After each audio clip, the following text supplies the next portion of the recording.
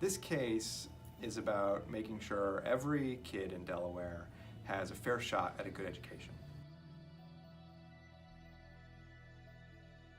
The lawsuit is brought by two organizations, the NAACP of Delaware, that has a nearly 100-year history of working for educational opportunity for every student in the state, as well as Delawareans for Educational Opportunity, an organization of parents whose kids have faced the sort of resource gaps and problems with support that the complaint outlines.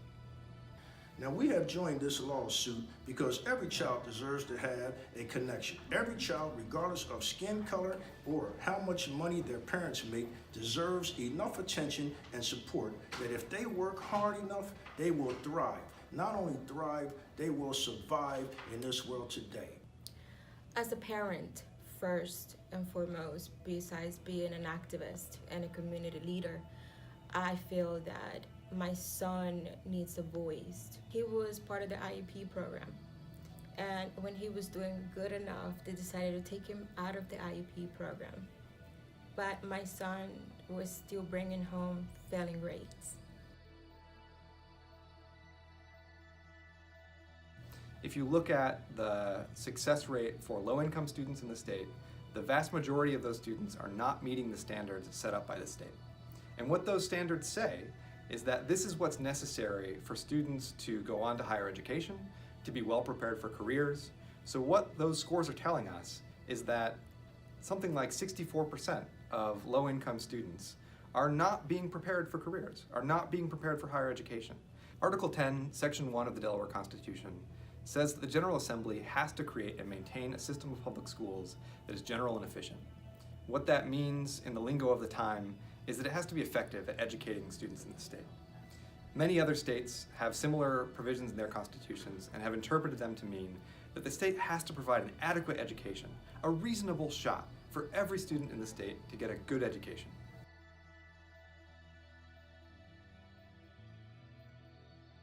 We know what we have to do.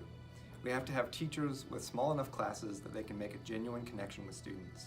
We have to have professionals who are in school, specialists, wellness centers, librarians, who can make sure that these kids are getting the resources and support that they need.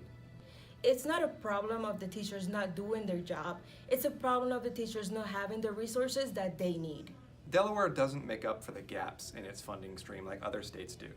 Most states, 35 states, provide additional resources for low-income students who need more support and resources in school. 46 states provide additional resources for English language learners who need other professionals and help to get up to their grade level.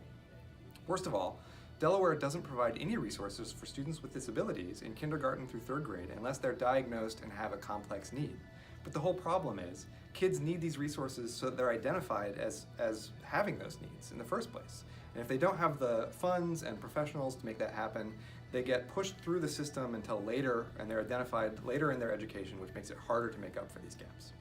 In 2015, the General Assembly itself recognized that the state funding system for schools lacks the flexibility, transparency, and innovation necessary to make sure that our schools succeed. They know that there's a problem. The whole state knows that there's a problem. The only question is, will we take bold action to fix it? And that's what this lawsuit seeks to bring.